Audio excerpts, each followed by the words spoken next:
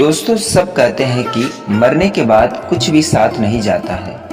यह सब यही धरा रह जाता है। आदमी खाली हाथ आया था और खाली हाथ चला जाता है, लेकिन यह सत्य नहीं है। दुनिया में ऐसी कई बातें हैं, लेकिन वो सत्य नहीं है। आओ जानते हैं कि आदमी जन्म लेता है तो क्या साथ लाता है, और जब वो मर जाता है तो क्या साथ ले जाता है। हिंदू धर्म कहता है कि व्यक्ति जो साथ लाया था वह तो साथ लेकर ही जाएगा, साथ ही वह यह भी साथ ले जाएगा जो उसने इस जन्म में अर्जित किया है। क्या साथ लाया था और क्या अर्जित किया है, यह जानना जरूरी है। व्यक्ति जब जन्म लेता है तो अपने साथ 3 चीजें लाता है: संचित कर्म, स्मृतियां और जागृति। हाँ, एक चौथी चीज भी है और वह है सूक्ष्म शरीर। इसके संबंध में हम बाद में भी बात करेंगे। संचित कर्म होता है हिंदू धर्म के अनुसार मृत्यु के बाद मात्र यह भौतिक शरीर या देह ही नष्ट नहीं होती है, जबकि सूक्ष्म शरीर जन्म जन्मांतरों तक आत्मा के साथ संयुक्त रहता है। यह सूक्ष्म शरीर ही जन्म जन्मांतरों के शुभ अशुभ संस्कारों का वाहक होता है। संस्कार अर्थात हमने जो भी अच्छे और बुरे कर्म किए हैं वही सभी और हमारी आदतें।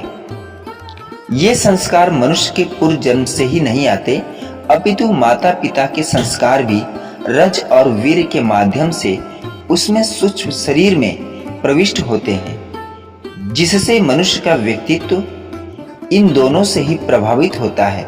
बालक के गर्भधारण की परिस्थितियां भी इन पर प्रभाव डालती हैं।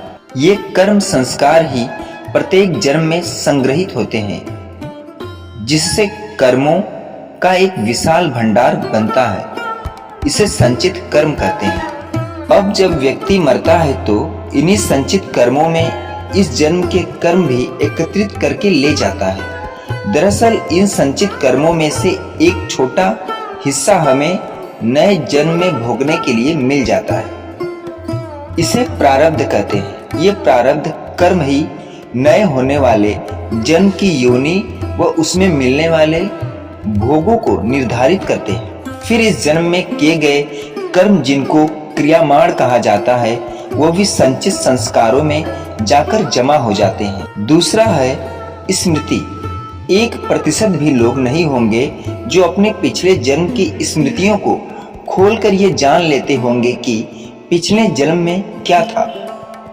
प्रत्येक व्यक्ति के पास अपने पिछले और इस जन्म की कुछ खास स्मृतियां संग्रहित होती हैं। यह मेमोरी कभी भी समाप्त नहीं होती है। भगवान श्री कृष्ण गीता में अर्जुन से कहते हैं कि हे अर्जुन, तुझे अपने अगले और पिछले जन्मों की याद नहीं है, लेकिन मुझे अपने लाखों जन्मों की स्मृतियां याद हैं। लाखों वर्ष पूर्व भी तू था और मैं भी था। किस जन्म में तू क्या था ये मैं जानता हूँ, और अगले जन्म में तू क्या होगा यह भी मैं जानता हूँ, क्योंकि मैं तेरे संचित कर्मों की गति भी देख रहा हूँ। अतः यह कहना होगा कि जब व्यक्ति जन्म लेता है तो वह अपने पिछले जन्म की स्मृतियां साथ लाता है, लेकिन वह धीरे धीरे उन्हें भूलता चला जाता है। भूलने का अर्थ यह नहीं कि वे स्मृतियां सदा के लिए मिट गए। वे अभी भी आपकी हार्ड डिस्क में हैं, लेकिन वह रैम से हट गई हैं, डी में कहीं सुरक्षित रखी हैं। इसी तरह जब व्यक्ति मरता है तो वह इस जन्म की स्मृतियां बटोर कर साथ ले जाता है। तीसरी है जागृत क्रिया। यह विषय थोड़ा कठिन है। प्रत्येक मनुष्य और प्राणी के भीतर जागृत का स्तर अलग अलग होता है। यह उसकी जीवन शैली, संवेदना और सोच पर निर्भर करता है। उदाहरण के लिए हम समझ सकते हैं कि एक कुत्ता मनुष्य कम जागृत है, जैसे एक शराबी व्यक्ति होता है। आप में बेहोशी का स्तर ज्यादा है तो आप भगवान और विचारों के वश में रहकर ही जीवन यापन करेंगे, अर्थात आपके जीवन में भोग, संभोग और भावना ही महत्वपूर्ण होगी। आप इसे इस तरह समझें कि आप में और पशु में क्या खास फर्क है।